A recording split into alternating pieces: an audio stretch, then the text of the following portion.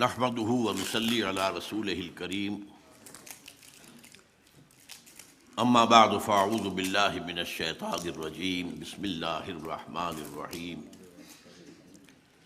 يا أيها الإنسان ما غرك بربك الكريم الذي خلقك فسواك فعدلك في أي صورة ما شاء ركبك كلا بل تكذبون بالدين صدق الله العظيم رب اشرح لي صدري ويسر لي أمري واحلل عقدة من لساني يفقهوا قولي۔ حضرات، جو اس قسم کے اجلاس ہوتے ہیں جیسا کہ ہمارا آج کا ہے، ماشاءاللہ بہت کامیاب اجلاس ہے، تقاریر کے اعتبار سے بھی اور سامعین کے اعتبار سے بھی، لیکن اس میں صدارت نمائشی ہوتی ہے صرف اس لیے کہ ظاہر بات ہے کہ آخر میں صدر کے پاس کچھ کہنے کے لیے وقت ہی نہیں رہتا۔ اب ظاہر بات ہے کہ 12:30 سے اوپر ہو چکے، 12:35، اور میرا خیال ہے کہ غالباً 7 بجے اذان کی آواز بھی آ جائے گی۔ مجھے بہت اختصار کے ساتھ کچھ عرض کرنا ہوں۔ دوسرے یہ کہ جو فضا اس وقت ہمارے ہاں پیدا ہوئی ہے، خاص طور پر عزیز الزید حامد صاحب کی تقریر سے اور پھر لیاقت بلوچ صاحب کی بھی پر امید باتیں جو سامنے آئی ہیں، ان کے پس منظر میں شاید میری باتیں آپ حضرات کو کچھ زیادہ اچھی نہیں لگیں گی، اس لیے کہ میں تصویر کا ایک دوسرا رخ آپ کو دکھانا چاہتا ہوں۔ لیکن بات یہاں سے شروع کرتے ہیں کہ بھارت کے عزائم کیا ہیں۔ پہلی بات مجھے یہ کہنی ہے کہ اچھی طرح سمجھ لیجئے، ہندو چاہے وہ ہائی کاسٹ کا ہو چاہے لو کاسٹ کا ہو، دلت ہو شودر ہو، کسے باشد، اس نے دل سے پاکستان کو کبھی تسلیم نہیں کیا، اور پاکستان کا وجود اس کے سینے کا ناسور ہے۔ بھارت ماتا کا تقدس اور اس کے ٹکڑے کروا دینا یہ جرم عظیم ہے ان کے نزدیک، اور یہ گویا کہ جو بھی پاکستان کے خلاف جارحیت کے عزائم ہیں، یہ بالکل اس شعر کے مطابق ہے کہ نیش اقرب ناز پے کین است، اقتضائے طبیعت تشعین است۔ بچھو اگر ڈنک مارتا ہے تو کسی کینے کی وجہ سے، دشمنی کی وجہ سے نہیں مارتا، اس کی تو فطرت کا تقاضا ہے، اس سے وہ ڈنک مارنا ہی مارنا ہے۔ اب اس کو ذرا یاد کیجئے، اگرچہ نہرو اور پٹیل نے پاکستان کے قیام کو منظور کر لیا تھا، گاندھی سے ڈرتے تھے اور ماؤنٹ بیٹن سے کہا تھا جاؤ تم باپو کو تم راضی کرو، ہماری جرأت نہیں ہے کہ جا کر باپو سے کہہ سکیں کہ ہم تقسیم مانتے ہیں۔ لیکن ان کی اسکیم کیا تھی؟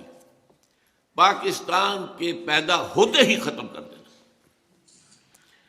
اس وقت پاکستان کے ریزروز جو روکے گئے، ہتھیار روکے گئے، بالکل پیرالائز کرنے کی کوشش۔ ویسٹ پنجاب سے ہندوؤں کا انخلا کرایا گیا، خود کرایا گیا۔ یہاں وہ اس قسم کے فسادات بالکل نہیں ہوئے تھے جو ایسٹ پنجاب میں ہوئے، تاکہ یہاں کا جو چونکہ تجارت اور صنعت وغیرہ تو ہندو کے پاس ہے، یہ تو کولیپس کر جائے گا۔ اور پھر یہ ہے کہ ادھر سے جو سیلاب آیا جو مہاجرین کا، تو اس سب سے انہیں توقع تھی کہ پاکستان فوراً ختم ہو جائے۔ اللہ کا بڑا فضل و کرم ہوا، بڑا فضل و کرم ہوا، بڑا فضل و کرم ہوا۔ اس نے ایسے حالات پیدا کیے، اس نے معجزے سے ہی قائم کیا تھا، اور معجزے کے ساتھ ہی اس وقت بھی ان حالات کے اندر بھی جو نہایت نامساعد تھے، اللہ نے پاکستان کو قائم رکھا۔ لیکن ایک دوسری اسکیم گاندھی کی تھی۔ گاندھی گڑ دے کر مارنا چاہتا تھا۔ آپ کو معلوم ہوگا کہ گاندھی نے پاکستان کے فنڈز اور پاکستان کے حصے کا اسلحہ وہاں سے جاری کروا کر پاکستان پہنچانے کے لیے مرن برت رکھا، اور تب مجبور کیا نہرو اور پٹیل کی حکومت کو کہ وہ اثاثے بھی ادا کرے۔ لیکن یہ سب اس لیے تھا تاکہ مسلمانوں نے پاکستان کے دلوں کے اندر ایک نرم گوشہ اپنے لیے پیدا کر لے۔ اس کے بعد اگلی اسکیم اس کی کیا تھی؟ واگا سے داخل ہو کر پیدل یاترا کرتا ہوا کراچی جانا تھا، پورے پاکستان کو وہ محبت کا پیغام دے کر وہ جو وہاں سے محبت کے لیے اپنی دلوں کے اندر پیدا کر لی تھی گنجائش، تو گویا کہ گڑ دے کر مارنے کا پروگرام اس کا تھا۔ یہ بھی اللہ ہی کا فضل ہے کہ گوڈسے کے ہاتھوں اس کی موت واقع ہو گئی، ورنہ یہ ہے کہ بہرحال گاندھی جس قسم کا لیڈر تھا اور اس کے جو بھی اثرات ہو سکتے تھے جو پاکستانیوں پر اس وقت پڑے تھے، تو اس کے اندر اس بات کا امکان تھا۔ بہرحال اس کے بعد جو صورتحال رہی ہے ہمارے ہاں، وہ میں ایک واقعہ آپ کو سناتا ہوں۔ میں 1953 میں اسلامی جوی طلبہ کا ناظم اعلیٰ تھا۔ اس وقت جو ایک تحریک چلی تھی، ختم نبوت تحریک، اور بڑے فسادات پنجاب میں ہوئے تھے۔ اس زمانے میں خواجہ ناظم الدین وزیر اعظم تھے، وہ یہاں آئے تھے دورے پر، تو میں جمعیت کا ایک وفد لے کر ان سے ملا گورنر ہاؤس میں۔ پہلے تو کچھ موجودہ حالات ملکی پر بات ہوئی، پھر میں نے ان سے کہا جناب یہ میڈو کس بلا کا نام ہے؟ یہ جو آپ ڈیفنس پیکٹ کر رہے ہیں، کن چیزوں میں آپ پاکستان کو باندھ کر جانا چاہتے ہیں؟ مجھے اب بھی ان کا چہرہ بھی یاد ہے پوری طرح، اس کی شرافت۔ کہ دیکھیے یہ آپ لوگوں کی بات نہیں ہے، یہ آپ طالب علم ہے، آپ کا یہ کام نہیں ہے۔ میں ذرا شوخ تھا ابتدا ہی سے، میں نے کہا جناب آپ ہمیں باندھ کر چلتے بنیں گے، ملک تو ہم نے سنبھالنا ہے، تو ہمیں بتائیے۔ اچھا ایک جملے میں اچھا، اور دو جملے میں آپ کے سنا رہا ہوں۔ دیکھیے پنڈت جی تو نہیں چاہتے نا کہ پاکستان رہے، پنڈت جی، پنڈت نہرو، اور دیکھیے ہم اکیلے تو ان کا مقابلہ نہیں کر سکتے نا۔ سورہ کبریٰ سے نتیجہ نکال لیجیے، دو جملوں میں پوری پالیسی تھی اور پوری سادگی سے انہوں نے بیان کر دی۔ وہ ہماری مجبوری تھی کہ ہم امریکہ کی گھڑے کی مچھلی، اور ظاہر بات ہے اس وقت امریکہ کو ضرورت تھی، کنٹینمنٹ آف USSR کی پالیسی تھی۔ وہ سینٹو اور نیٹو اور میڈو تو نہیں بن سکی تھی، سینٹو بنی تھی، پھر وہ بھی رہ گئی تھی، لیکن سیٹو اور نیٹو تو تھی۔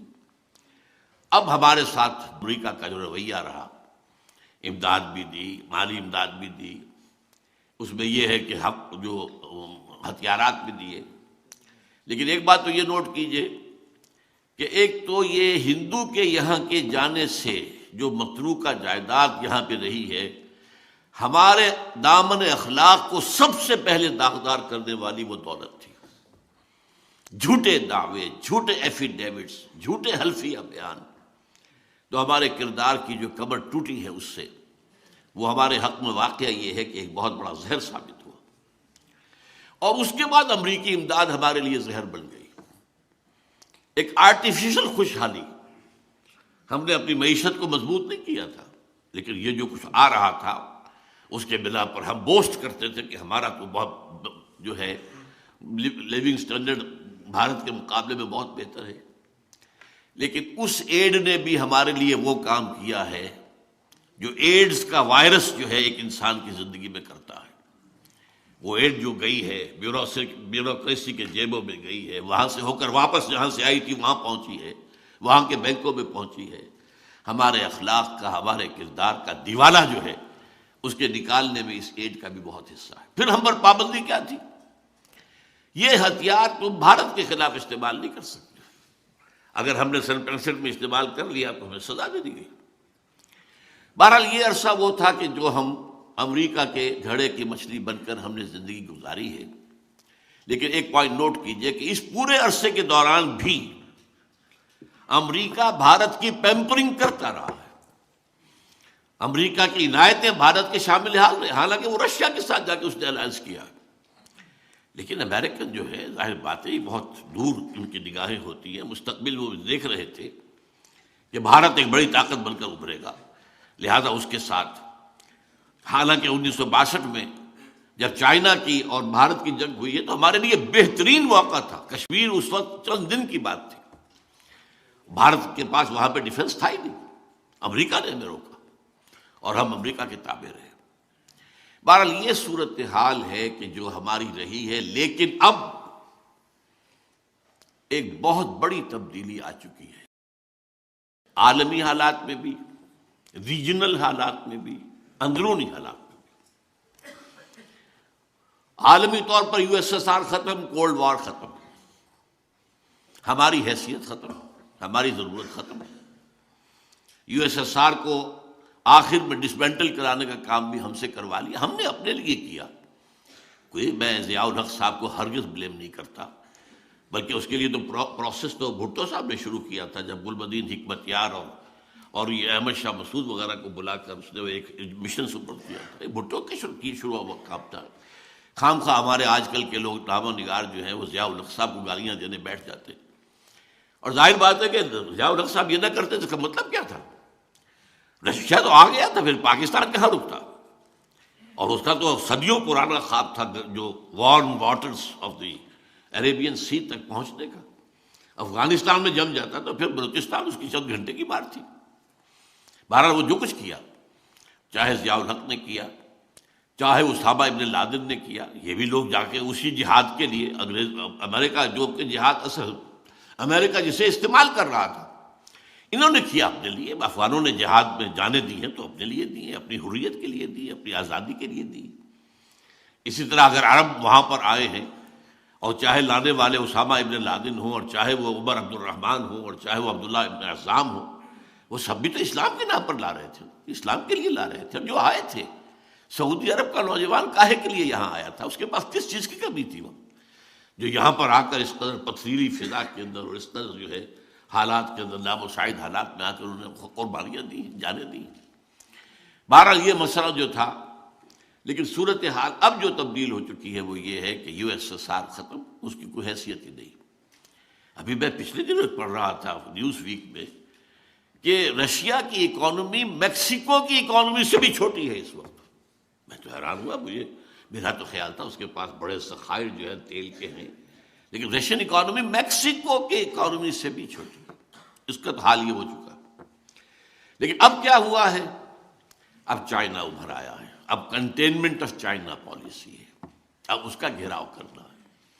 اس میں میجر رول بہرحال بھارت کا ہوگا، جو مقابلے پر کھڑے ہونے کی سکت رکھنے والا ملک ہے۔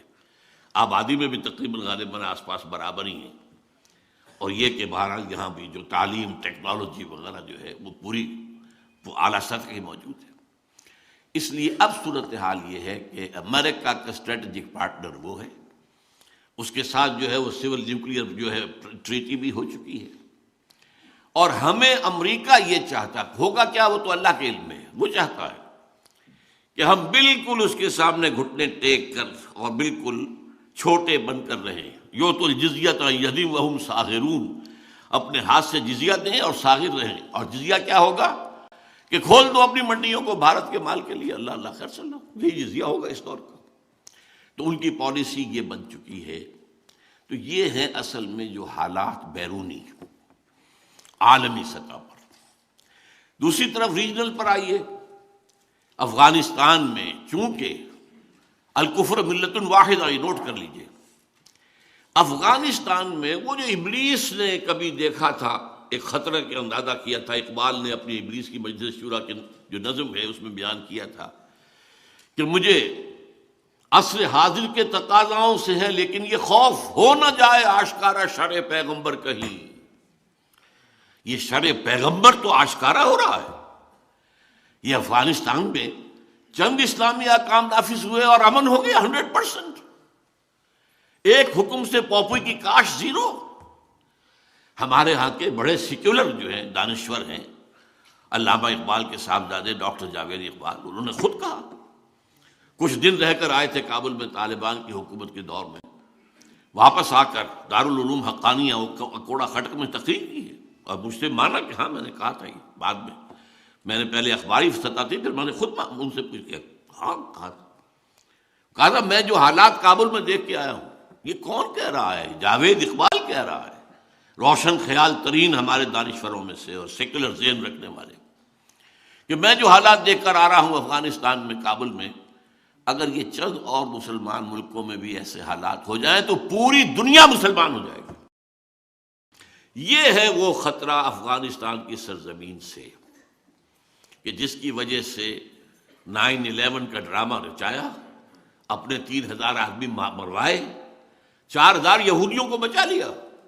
پہلے دن کہا گیا تھا 8,000 یہاں پر مارے گئے ہیں، اس کے بعد بتایا گیا نہیں 3,800 مرے ہیں، باقی کہاں گئے؟ 4200 کہاں گیا؟ وہ معلوم ہوا وہ 42 یہودی تھے جو اس روز آئے ہی نہیں تھے، انہیں معلوم تھا را کا اور نیو کانز آف امریکہ ان کا جو ہے یہ اپنا ملی ہوئی بھگت تھی، اور وہ یہ چاہتے تھے کہ جیسے سیکنڈ ورلڈ وار میں پرل ہاربر کے واقعے کے بعد امریکہ جو ہے پوری طاقت کے ساتھ آ کر کودا تھا میدان جنگ میں، تو امریکہ نیڈز اے پرل ہاربر، یہ ان کے یہاں باقاعدہ مقالات لکھے گئے۔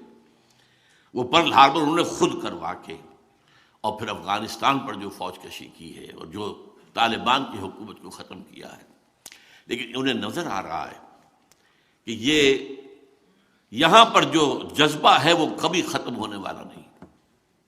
وہ اور ہمارا علاقہ، یہ جو پختونستان والا علاقہ سمجھ لیجئے، ہمارا بھی جو پختون علاقہ ہے، اس کے بارے میں ایک بہت بڑے مصری دانشور شکیب ارسلان نے یہ لکھا ہے۔ میں حیران ہوتا ہوں کہ وہ مصری ہیں، انہیں ہمارے حالات کا ایسا کیسے اندازہ تھا۔ مولانا علی میاں صاحب نے اپنی کتاب میں کوٹ کیا، اس نے کہا تھا کہ یہ جو دو پہاڑی سلسلے چلتے ہیں، یہ جو چھت کہلاتی ہے پامیر کی سطح مرتفع، یہاں سے ادھر پہاڑ جا رہا، ادھر پہاڑ جا رہا، ادھر پہاڑ جا رہا، ادھر جا رہا ہے، تو ایک ہمالیہ ہے جو وہاں سے چلتا ہے ساؤتھ ایسٹ کی طرف، اور ایک کوہ ہندوکش ہے جو وہاں سے چلتا ہے ساؤتھ ویسٹ کی طرف۔ ان دونوں کے درمیان جو ٹرائنگل ہے، یہ ٹرائنگل کا بیس میں بتا رہا ہوں، یہ ان کی کوٹیشن میں نہیں ہے، وہ ہے مالاکنڈ کا پہاڑ، یہ ٹرائنگل بنتی ہے۔ بیس یہ ہے، ادھر سے ہمالیہ، ادھر سے کوہ ہندوکش۔ اس خطے میں جو قوم آباد ہے، شکیب ارسلان کہتے ہیں اگر پوری دنیا میں اسلام کی نبضیں ڈوب گئیں تب بھی اس خطے میں اسلام کی نبضیں چلتی رہیں۔ تو یہ علاقے ہیں، ان سے خطرہ ہے، اسی لیے یہاں وہ اپنا پورا مضبوط اڈا بنانا چاہتے ہیں ہر صورت۔ ابھی کہا گیا کہ تو ہم کئی جنریشن تک رہیں گے یہاں پہ، یہ جنگ تو کئی جنریشن تک چلے گی۔ اور یہاں پر نوٹ کیجئے کہ الکفر ملت واحدہ کا ثبوت کیا ہے۔ افغانستان کے خلاف رشیا بھی ان کی پیٹھ تھپکتا ہے، افغانستان کے خلاف چائنا بھی وہ ان کی پیٹھ تھپک رہا ہے، بلکہ وہاں اپنی فوج بھیجنے کو تیار ہے۔ اسے بھی اندیشہ ہے یہ مسلم فنڈامنٹلزم جو ہے، اگر افغانستان اور پاکستان کے علاقے سے نکلتا ہے تو سنکیانگ جیسا بڑا میرا صوبہ، بہت بڑا علاقہ، ذرا آپ کو تو نہیں یاد ہوگا اکثر کو، ہم شروع میں جب پڑھا کرتے تھے روسی ترکستان، چینی ترکستان، دو ترکستان تھے یہ روسی ترکستان کے جو ہے سب سمرقند اور بخارا جیسے شہر، اور یہاں کاشغر، اور اقبال نے کہا ہے ایک ہو مسلم حرم کی پاسبانی کے لیے نیل کے ساحل سے لے کر تا بخاک کاشغر، یہ کاشغر وہاں ہے، اور وہ مسلم تہذیب کا بہت بڑا گہوارہ، انہیں خطرہ ہے۔ تو اس وقت صورتحال یہ ہے کہ الکفر ملت الواحدہ کی حیثیت سے افغانستان کے اندر ہر حالت میں انہیں جو ہے اپنے قدم جمائے رکھنے ہیں، اور اس کے لیے جو بھی کچھ انہیں کرنا پڑا وہ کرنے کو تیار ہوں۔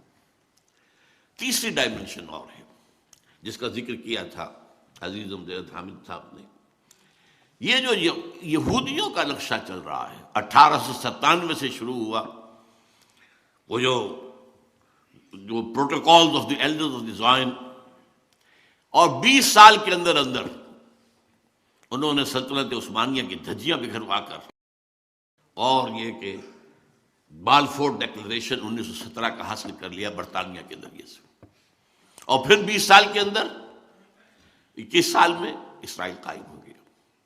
وہ جو نقشہ ہے یہودیوں کا، وہ عالم پوری اس گروہ کے اوپر اپنی فینینشل امپائر چاہتے ہیں، لیکن ایک بڑا رقبہ جو ہے عرب ممالک کا، وہاں وہ اپنی واقعتاً ایک اسٹیٹ چاہتے ہیں، پوری دنیا پر حکومت عثمانی میں نہیں، پوری دنیا پر تو یہ ہے کہ وہاں پر لوگ کام کریں، انہیں گوئمز اور جنٹائلز ہیں، بس حیوان بنا دو انہیں، وہ کام کریں اور ان کی کمائی کا جو ہے ملائی اس کی ہم کھینچتے رہیں گے IMF کے ذریعے سے اور ورلڈ بینک کے ذریعے سے، بس یہ وہاں اس کے لیے تو یہی ہے فینینشل امپائر، ناٹ ڈائریکٹ آکوپیشن۔ لیکن یہ جو گریٹر اسرائیل ہے، اور پھر جو انہیں اپنا بنانا ہے تھرڈ ٹیمپل، ذرا غور کیجئے، ان کے لیے وہ بالکل ایسے ہی ہے حضرت سلیمان کا بنایا ہوا، ہم اسے مسجد اقصیٰ کہیں گے، اسے ہم ٹیمپل تو نہیں کہیں گے، بہرحال ہیکل کا لفظ استعمال ہوتا ہے، جو بنایا تھا تقریباً 1000 BC میں بیفور کرائسٹ، لیکن اس کے بعد 587 میں اسے گرایا نیبوکڈ نظر نے، اس کے بعد پھر دوبارہ بنایا، وہ سیکنڈ ٹیمپل تھا جو 70 عیسوی میں گرایا ٹائٹس رومی نے، اور وہ گرا پڑا، اور ان کے نزدیک اس کی حیثیت وہی ہے جو ہمارے نزدیک کعبے کی ہے۔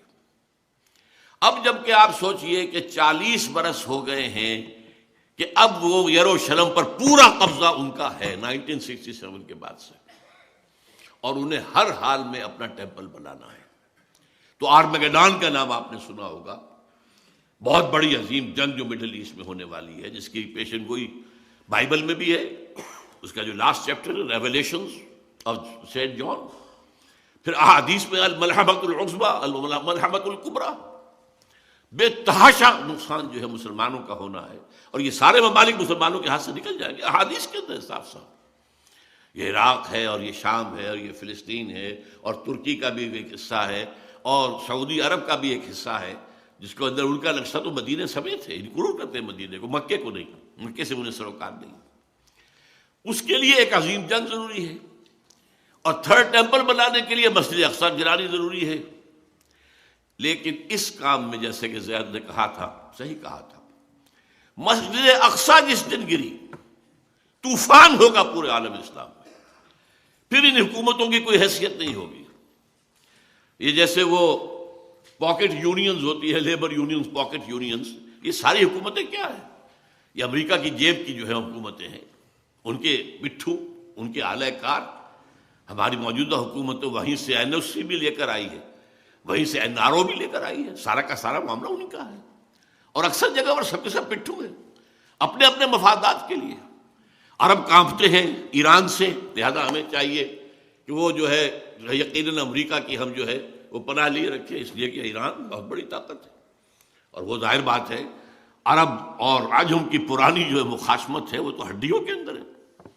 بہرحال یہ ساری صورتحال ایسی ہے کہ وہ تلے ہوئے ہیں اب اس بات پر کہ اپنے اس ایجنڈا، وہ 5 point agenda, Armageddon, creation of Greater Israel, demolition of مسجد اقصی، اور وہاں پر تھرڈ ٹیمپل کی تعمیر، اور اس کے بعد تھرون آف ڈیوڈ لا کر وہاں رکھنا، یہ جو ہیں 5 آئٹمز ہیں۔ ان کا میں وقت نہیں ہے میرے پاس کہ میں آپ کو بتاؤں تھرون آف ڈیوڈ کہاں سے آ گیا۔ وہ ایک پتھر تھا، میں مختصر عرض کر دوں، جس پر حضرت داؤد کو بٹھا کر تاج پوشی کی گئی تھی، اسی پر حضرت سلیمان کی تاج پوشی ہوئی، پھر وہ رکھ دیا گیا ہیکل سلیمانی میں، اور جو بھی اب ہوتا تھا یہودی بادشاہ اس کی تاج پوشی اسی پر ہوتی تھی۔ سن 70 میں ٹائٹس نے جب گرایا ہے سیکنڈ ٹیمپل تو وہ پتھر لے گیا، روم چلا گیا، روم سے آئرلینڈ گیا، آئرلینڈ سے اسکاٹ لینڈ آیا، اسکاٹ لینڈ سے انگلینڈ آ گیا 14ویں صدی عیسوی میں، اور وہاں پہ انہوں نے اس کو ایک کرسی کے اندر سیٹ کی حیثیت سے لگا کر تھرون بنا لیا، اور یہ ویسٹ منسٹر ایبے کے اندر رکھا ہوا ہے، جو برطانوی پارلیمنٹ کے ساتھ جو چرچ ہے اس کے اندر رکھا ہوا ہے، اور انگلستان کے بادشاہوں اور ملکاؤں کی جو ہے وہ تاج پوشی اسی پر ہوتی ہے۔ تو اس کو لا کر اب رکھنا ہے تھرڈ ٹیمپل میں۔ اس کے بعد یہودی سمجھتے ہیں ہمارا مسیح آئے گا، وہ وہاں بیٹھ کر پوری دنیا پر حکومت کرے گا۔ عیسائیوں کا خیال ہے کہ حضرت مسیح کا سیکنڈ کمنگ ہوگی، جو ہم بھی اس کے قائل ہیں، اور وہ وہاں سے حکومت کریں گے۔ بہرحال اس ایجنڈے کا آغاز کرنے سے پہلے یہ تلے ہوئے ہیں۔ صحیح کہا تھا زید صاحب نے کہ انہیں کسی اور سے خطرہ نہیں تھا، کسی عرب ملک سے کوئی خطرہ نہیں تھا۔ بن گوریون نے نہ صرف شروع میں کہا ہے، بلکہ بن گوریون نے بعد میں 1967 کی جنگ کے اندر جو انہیں عظیم کامیابی حاصل ہوئی تو جشن منایا تھا پیرس میں۔ بن گوریون نے وہاں تقریر کرتے ہوئے کہا تھا ہمیں کسی مسلمان، کسی عرب ملک سے کوئی خطرہ نہیں ہے، خطرہ صرف پاکستان سے ہے۔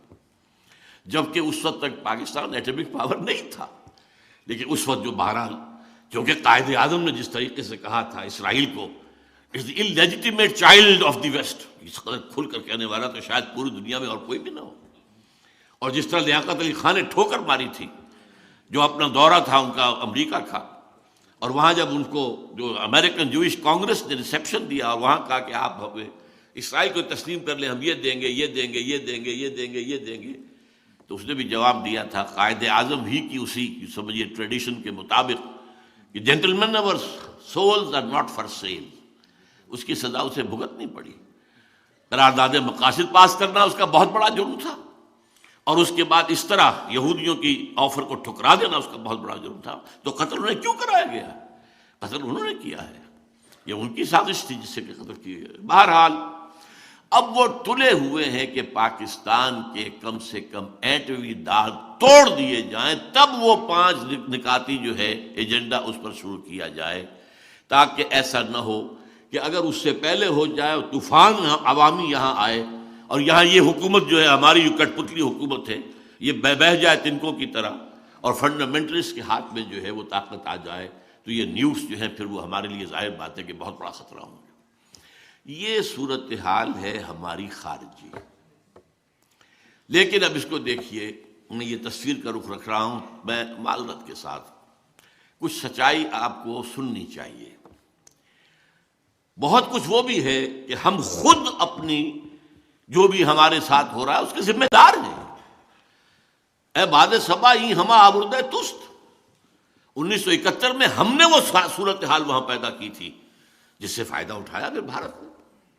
بھارت کا تو نیش اقرب نسب پہ کی نست، انہیں تو موقع ملا تھا، سبرامنیم نے اس وقت لکھا تھا this is the chance of the century, انہوں نے یوز کیا، لیکن حالات تو ہم نے پیدا کیے تھے نا۔ وہاں جو کچھ ہوا تھا وہاں ایک عوامی ہے تحریک اٹھ کر کھڑی ہو گئی تھی، ہمارا جو بھی مارشل لا تھا وہ انہیں قابل قبول نہیں تھا، ہم نے پنجابی فوج کی غلامی کے لیے جو ہے وہ پاکستان میں شامل ہونا پسند نہیں کیا تھا، وہ تو پنجابی فوج ہی کہتے تھے نا۔ اور جو کہا تھا پروفیسر فرید احمد، یعنی ان کا جو ڈھاکہ ایئرپورٹ پر استقبال ہوا تھا کہ اے پنجابیوں کے دلال دفع ہو جاؤ، چلے جاؤ، انہیں اترنے نہیں دیا گیا تھا ڈھاکے کے اندر۔ اب یہ فضا آخر پیدا کی کس نے تھی؟ یہ ہم نے کی تھی نا۔ اسی وجہ سے چائنا کے پاس ہم گئے تھے تو چائنا نے کہا تھا it's your own creation, you have to deal with it, یہ تو آپ لوگوں نے کہ اپنے جو ہیں کرتوت آپ کے ہیں، اب اس کو سنبھالنا آپ ہی کو پڑے گا، وہ اس کو آنے کے لیے تیار نہیں ہوا۔ تو صورتحال یہ ہے کہ ہم اپنے حصے کو دیکھیں کہ جو ہمارا جرم ہے، اور اس میں میں نے آج جو آیت پڑھی ہے وہ یہ ہے کہ اللہ تعالیٰ کی طرف سے معجزے آتے ہیں آتے رہے ہیں، لیکن اللہ کی شان غفاری اور رحیمی پر دھوکہ نہیں کھانا چاہیے۔ ایک وقت آتا ہے کہ اللہ تعالیٰ رسی کھینچ بھی لیتا ہے، پھر سزا بھی دیتا ہے۔ ان بطش ربک لشدید، تمہارے رب کی جو پکڑ ہے وہ بھی بہت سخت ہوتی ہے۔ ہاں وہ مہلت بھی دیتا ہے، وہ کریم بھی ہے، وہ غفور بھی ہے، وہ ستار بھی ہے، وہ ودود بھی ہے، وہ رؤوف بھی ہے، لیکن شدید العقاب بھی ہے، شدید الانتقام بھی ہے، وہ انتقام بھی لیتا ہے۔ انا من المجرمین منتقمون۔ اب ہمارے ہاں ہوا کیا ہے، ہمارا اصل مرض کیا ہے جس کو سمجھنا چاہیے، خدا کے لیے سمجھیے۔ دیکھیے ہم نے یہ ملک لیا تھا اللہ سے معجزے کے طور پر، اللہ نے ہمیں دیا۔ یہ اب اس کی تفصیل میں نہیں جا سکتا، میری کتاب سن 85 میں نے لکھی تھی استحکام پاکستان، میں نے ثابت کیا 100% معجزہ، کوئی حالات تھے ہی نہیں پاکستان کے بننے کے۔ یہ سمجھا گیا تھا یہ تو بارگیننگ کے لیے مسلم لیگ نے ایسی بات کہہ دی، اور کہاں کا سوال پیدا ہوتا ہے وہ ہندوستان کی تقسیم کا۔ لیکن بہرحال اللہ نے دیا ملک، ہم نے دیا تھا کیوں؟ اے اللہ ہمیں ہندو اور انگریز کی غلامی سے نجات دے، ہم تیرے دین کا بول بالا کریں گے۔ What did we do actually؟ اس میں کسی شخص کو چھوڑ دیجئے، جماعتوں کو چھوڑ دیجئے، بہرحال پوری قوم کا جرم ہے، پوری قوم کا جرم ہے۔ یقیناً اس میں چھوٹے ذمہ داری والے لوگ بھی ہیں، بڑی ذمہ داری والے لوگ بھی ہیں، والذی تولی کبرہ کی مثال بھی موجود ہے، لیکن میں اس تفصیل میں نہیں جانا چاہتا۔ بٹ دی فیکٹ ریمینس، 61 برس کہاں ہے وہ اسلام؟ یہ مذہب والا اسلام تو پوری دنیا میں ہے، انڈیا میں بھی ہے، مسجدیں ہیں، حج فلائٹس انڈیا سے بھی جاتی ہیں، اور بتایا مجھے یہ گیا ہے کہ سعودی عرب کے اندر مدینے اور مکے میں اور جدے میں جو ہندوؤں کے جو بھارت کے وہاں پر میڈیکل مشن ہیں وہ کہیں زیادہ بہتر ہیں پاکستان کے میڈیکل مشنز کے بجائے، جس قدر وہ خدمت کرتے ہیں لوگوں کی۔ وہاں سے حاجی جاتے ہیں، وہاں نمازیں ہیں، وہاں مسجدیں وہاں بھی ہیں۔ اس کام کے لیے تو ہم نے پاکستان نے لیا تھا۔ آپ مسجدیں تو آپ نے امریکہ میں جا کے بنا لی ہیں، لیکن یہ کہ یہ مذہب جو ہے یہ اور شے ہے، دین اور شے ہے۔ مذہب پھیل رہا ہے، fastest growing religion in the world is Islam, it's all the world expected, لیکن اس دین کہاں ہے؟ ان الدین عند اللہ الاسلام ومن یبتغی غیر الاسلام دینا فلن یقبل منہ، یہ دین ہے۔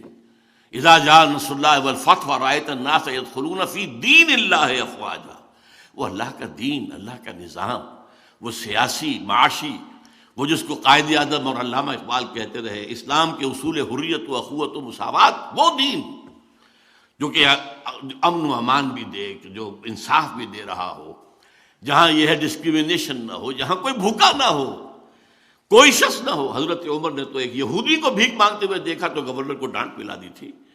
یہودی بوڑھا بھیک مانگ رہا تھا، تو کیسے اس کو کہ یہ تم جب جوان تھا تم اس سے جزیہ لے رہے تھے اور اب تم نے سڑک پر کھڑا کر دیا اس کو بھیک مانگنے کے لیے، اس کا وظیفہ مقرر کرو۔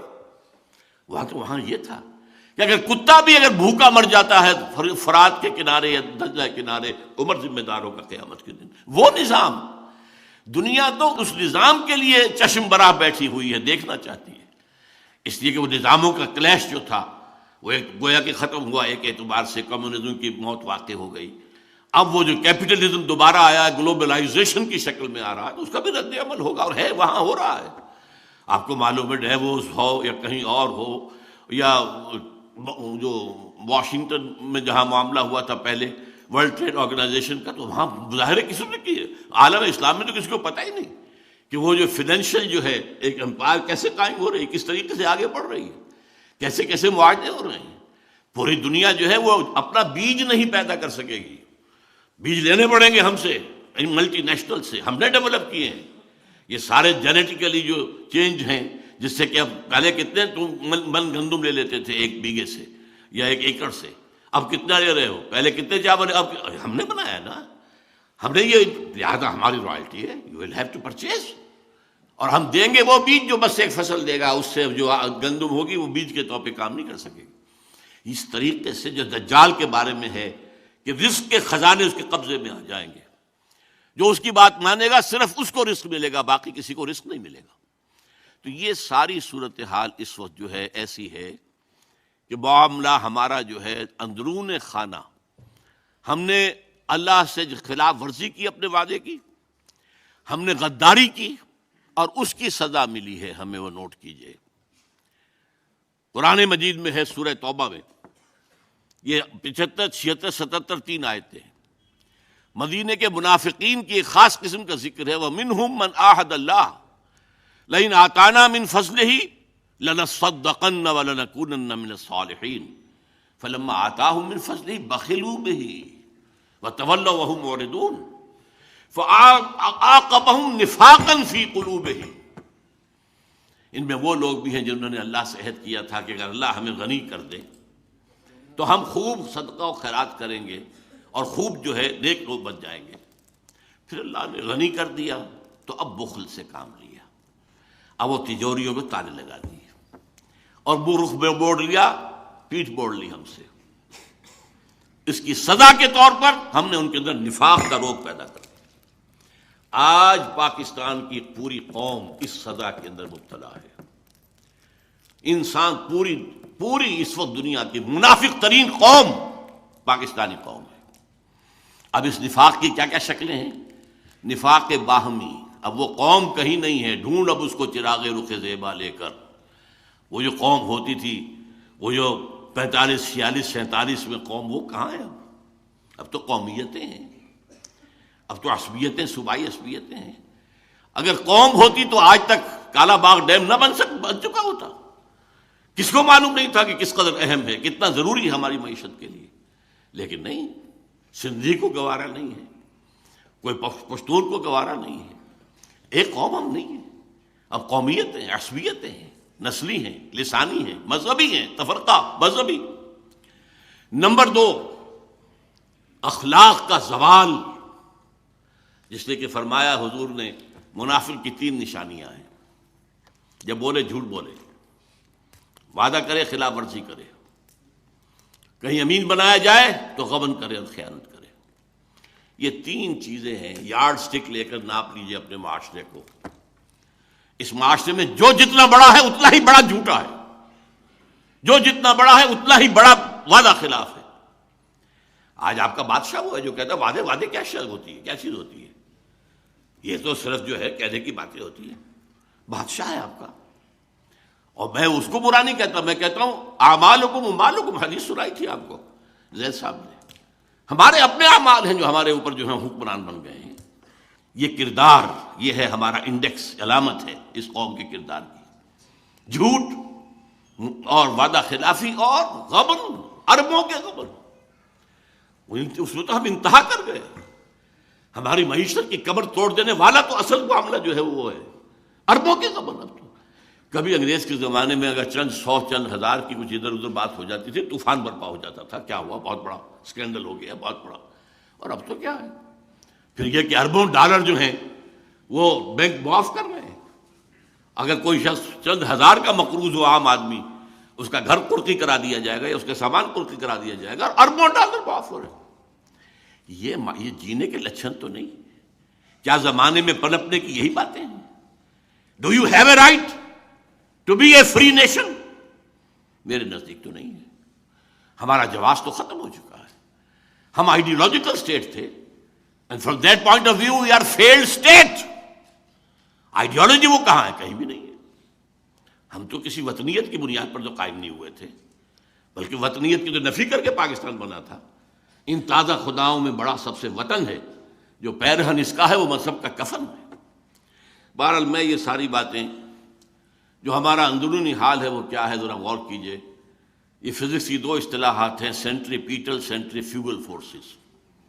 ایک وہ ہوتی ہیں کہ جو کسی چیز کو توڑنے اور پھاڑنے کی طاقتیں ہوتی ہیں، اور ایک وہ ہوتی ہیں جوڑنے کی طاقتیں ہوتی ہیں. اب آپ اندازہ کیجئے، آپ کے نارتھ پول پر بیٹھا ہوا ہے کون؟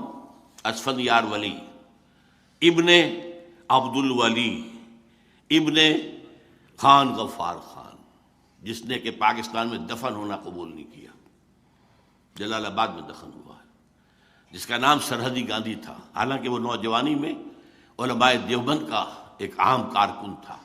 حضرت شیخ الہند کا وہ پہرے دار کی حیثیت سے کھڑا تھا جب 1915 کے اندر مشاورت ہو رہی تھی کہ کیا کرنا چاہیے، جب وہ رومال تحریک، ریشمی رومال تحریک کا ایک نقشہ بن رہا تھا.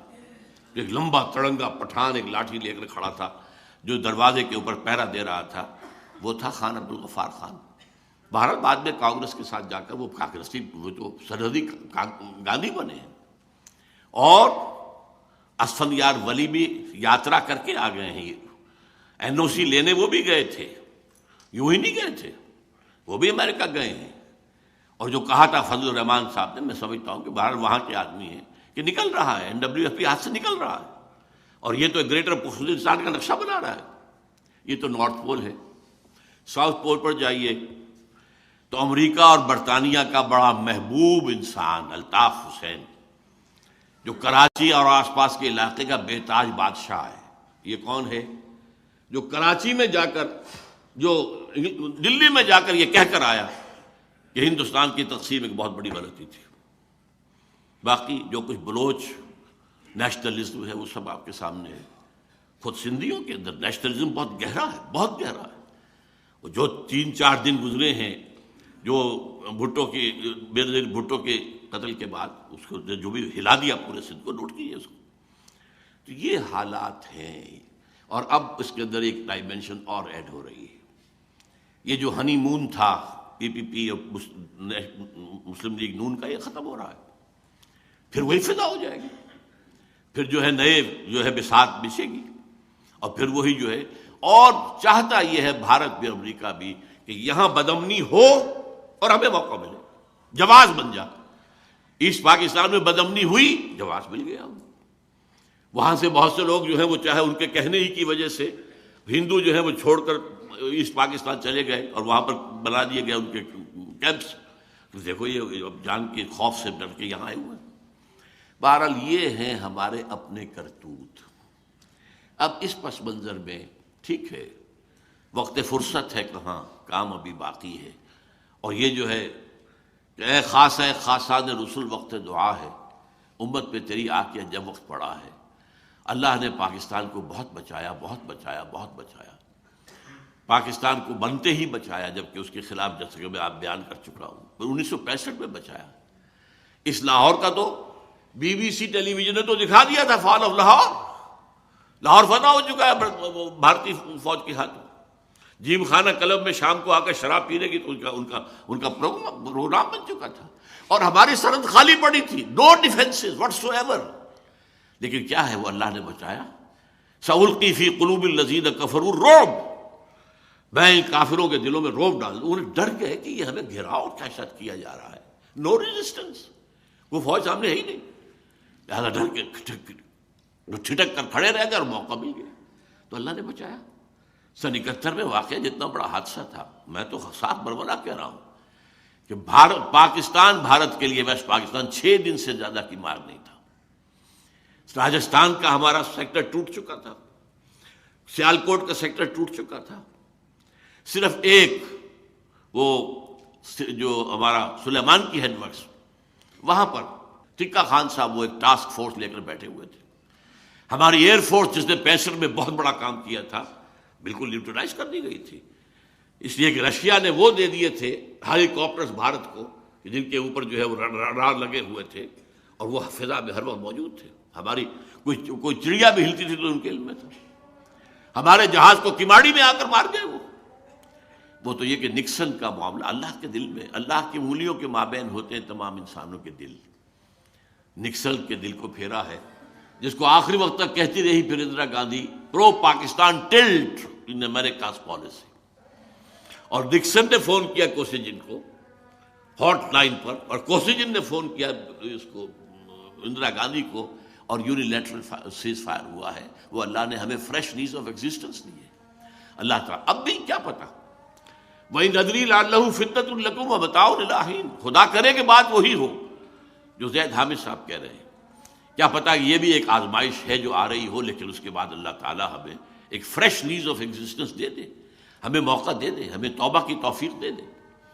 لیکن یہ ہے کہ حالات کا جو دوسرا رخ ہے اس کو بھی سامنے رکھنا ضروری ہے۔ لیکن اس کے لیے اصل جو ہے میں بات کہنا چاہتا ہوں، جب تک ہم توبہ نہیں کریں گے، یہ نہیں بھول جانا چاہیے کہ یرموک میں جانے والے 60 لوگ کون تھے، جو کہ یوں سمجھیے سر سے پاؤں تک ایمان کا مجسمہ تھے۔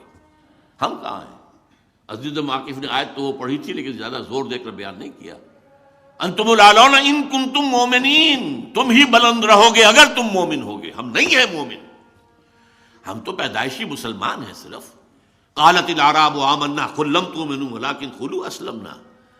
یہ بدو کہہ رہے ہیں ہم ایمان لے آئے، نبی ان سے کہہ دیجئے تم ہرگز ایمان نہیں لائے ہو، ڈونٹ ڈیسیو یور سیلف، یوں کہو کہ ہم مسلمان ہو گئے۔ ہم مسلمان ہیں، پیدائشی مسلمان ہیں۔ وہ تو اللہ نے زبردستی ہمیں مسلمان بنا دیا ہے کہ ہمیں مسلمان والدین کے گھر میں پیدا کر دیا۔ ایمان کہاں ہے؟ اور مذہب بہت ہے، دین کہاں ہے؟ یہ سزا ہم پر ضربت علیہم الذلۃ والمسکنۃ وباؤوا بغضب من اللہ، پوری امت مسلمہ پر ہے، اور پاکستان پر اضافی سزا ہے یہ جو ہم نے وعدہ خلافی کے نتیجے میں نفاق عاقبہم نفاقا فی قلوبہم، اس میں ایک پہلو رہ گیا تھا۔ ہمارے ہاں کا سب سے بڑا نفاق کا مظہر ہمارا دستور ہے پاکستان کا، منافقت کا پلندہ۔ پورا اسلام اس میں موجود ہے، صرف ایک قرارداد مقاصد بھی کافی ہے اگر اس کے ساتھ ایک جملہ ایڈ کر دیا جائے کہ this article will take precedence over the whole of the constitution, اور کسی شے کی ضرورت ہی نہیں۔ لیکن وہاں تو اور دفعات بھی ہیں، لیکن ایسے چور دروازے ہیں کہ کوئی دفعہ مؤثر نہیں ہے۔ منافق اسی کو کہتے ہیں قانون، مسلمان حقیقت میں کافر، حقیقت میں ہمارا دستور کافر ہے۔ اس لیے کہ آپ نے بنا دی، جو بھی آئیڈیالوجی کاؤنسل بنا دی، ان کی سفارشات آ رہی ہیں اور پائل اپ ہو رہی ہیں، الماریاں بھر گئی۔ آج تک کوئی ایک سفارش بھی اسمبلی میں پیش نہیں ہوئی، اربوں روپیہ خرچ ہوا ان پر، اور ہے ہی نہیں دستور میں کچھ، بس سفارشیں پیش کرتی رہے گی، پیش کرتی رہے گی، پیش کرتی رہے گی، کرتے کرتے عمریں بیت گئی ہیں اور الماریاں بھر گئی ہیں، چاہے وہ منسٹری آف لا ہے اور چاہے وہ منسٹری آف فائننس ہے، کوئی اور ہے، لیکن یہ کہ کسی پر بھی نہیں عمل۔ یہ ہے وہ منافقت جس کی ہمیں سزا مل رہی ہے۔ تو اب توبہ کی ضرورت ہے، لیکن توبہ کے لیے 3 چیزیں میں کہوں گا۔ سب سے پہلے رذائل اخلاق سے اپنے آپ کو پاک کر کے فضائل اخلاق سے مزین کرنا۔ یہ جھوٹ بولنا مذہبی گناہ نہیں ہے تو اخلاقی گناہ ہے۔ وعدہ خلافی صرف مذہبی بات نہیں ہے، یہ تو ایک اخلاقی بات ہے۔ ہمارا کسی کو تہمت لگا دینا، کسی کے ساتھ سوء ظن کا معاملہ کرنا، خام خواہ، یہ سارے اخلاقی رذائل ہیں۔ پیٹھ پیچھے برائی کرنا، غیبتیں کرنا، ان سے دامن چھڑائیں۔ نمبر 2، شریعت پر جتنا بھی ممکن ہے عمل کرنا، لازماً عمل کیا جائے۔ وہ حصے ہیں جن پر عمل نہیں کر سکتے جب تک یہاں انقلاب نہ آئے اور اسلامی حکومت قائم نہ ہو جائے۔ چور کا ہاتھ تو نہیں کاٹ سکتا، نہ میں کاٹ سکتا ہوں نہ آپ کاٹ سکتے ہیں۔ کوئی اور دوسری بعض سزائیں بھی جو ہیں، رجم کی سزا تو کوئی یہاں پہ نافذ نہیں کر سکتا، بلکہ یہ کہ کوڑے بھی لگانے کی سزا بھی دینے کی جو ہے وہ میرے پاس آپ کے پاس اختیار نہیں ہے۔ لہذا یہ ہے کہ لیکن جس چیز پر امکان ہے، سب سے بڑی بات میں کہتا ہوں، پردہ اس ملک کے اندر کوئی ابھی تک مصطفیٰ کمال پاشا نہیں آیا جس نے کہ پردہ زبردستی ختم کرایا۔ پھر جنہوں نے ختم کیا خود کیا ہے نا، یہ ان کی اپنی کارروائی ہے، اپنی کارستانی ہے، دیا ذمہ دار۔ سود سے، انڈائریکٹ سود سے کوئی نہیں بچ سکتا، ڈائریکٹ سود سے تو بچے۔ ایک نمبر 3 یہ کہ عزم کریں کہ اب ہمیں اس ملک کے اندر اسلامی نظام قائم کرنا ہے۔ یہ عزم، یہ در حقیقت یہ ہے توبہ، ورنہ توبہ کی تسبیحیں پڑھنے سے توبہ نہیں ہوگی، توبہ کا ہفتہ منانے سے توبہ نہیں ہوگی، توبہ کے اجلاس کرنے سے توبہ نہیں ہوگی۔ توبہ تو یہ ہوگی رذائل اخلاق کو ختم کرو، شریعت پر عمل بھرپور کرو، اور نمبر 3 طے کر لو ان صلاتی و نسکی و محیای و مماتی للہ رب العالمین، میری اب زندگی اور میری موت اور میری نماز اور قربانی سب اللہ کے لیے۔ اس کے لیے یہ ہے کسی نہ کسی جماعت میں شامل ہونا جو یہاں پر دین کو قائم کرنے کی جد و جہد کر رہی ہو۔ ایک ہے عام کوئی دینی مذہبی جماعتیں یا مذہبی کام، کوئی تعلیمی بھی کام بھی ہو سکتے ہیں، تبلیغی بھی، ایک ہے دین کو قائم کرنے کی جد و جہد، اور جس کا منہج جو آئے گا وہ سیرت النبی سے آئے گا، اس لیے کہ انبیاء کرام میں سے انہی کے ہاتھوں ایک عظیم انقلاب برپا ہوا، اور 23 برس کے اندر اللہ کا دین قائم ہو گیا، ٹوٹل 23 برس۔ تو وہ منہج وہاں سے لے کر اس کا فیصلہ مسلمان کریں اور اسی کی منادی کریں، اس کی صورت پھر اللہ سے دعا مانگیں۔ مجھے 2 دعائیں بہت پسند آئی ہیں پچھلے دنوں سے۔ ایک حضرت ابراہیم علیہ السلام کی دعا، میں حیران ہوا، پہلے کبھی توجہ نہیں گئی تھی، کہ سفارش کرنے کا، اور جس کو کہتے ہیں کہ قیامت کے اندر جو ہے شفاعت بھی ہوگی، اس شفاعت کا کس قدر لطیف انداز ہے۔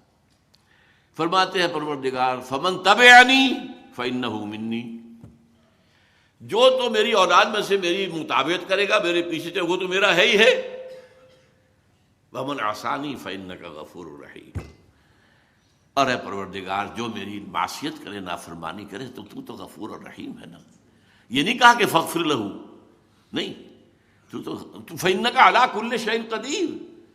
اسی طریقے یہ آیا ہے حضرت عیسیٰ علیہ السلام سے جب پوچھا جائے گا کہ یا عیسیٰ ابن مریم، کیا تم نے کہا تھا اپنے لوگوں سے کہ مجھے اور میری ماں کو بھی خدا بنا لینا؟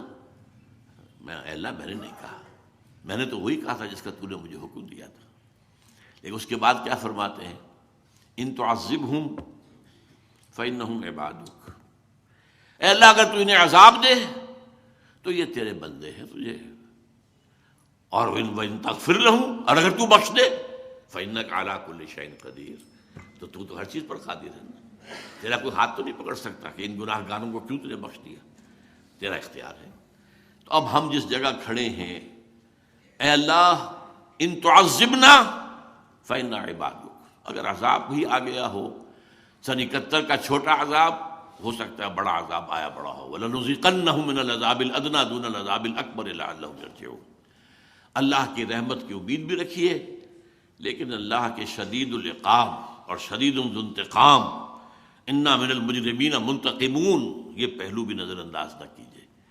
تو ایک جو ہے ہماری کیفیت ہونی چاہیے بین الخوف والرجاء، اور اس کے لیے یہ ہے کہ توبہ، اور توبہ اس سینس میں جو میں نے آپ کے سامنے رکھی ہے، اور ایمان سے اپنے دلوں کو مزین کر کے، اور پھر اپنی زندگیوں کو لگا دینا اللہ کے دین کو قائم کرنے کی جد و جہد کے لیے۔ کیا عجب کہ اللہ تعالیٰ ان ادری لعلہ فتنۃ لکم متاع الی حین، اللہ تعالیٰ ہمیں اور مہلت دے دے، ہمیں موقع دے دے، اصلاح کا موقع دے دے، تو اللہ تعالیٰ سے ہمیں اس کی دعا کرنی چاہیے۔ اقول قولی ھذا واستغفر اللہ لی ولکم ولسائر المسلمین والمسلمات۔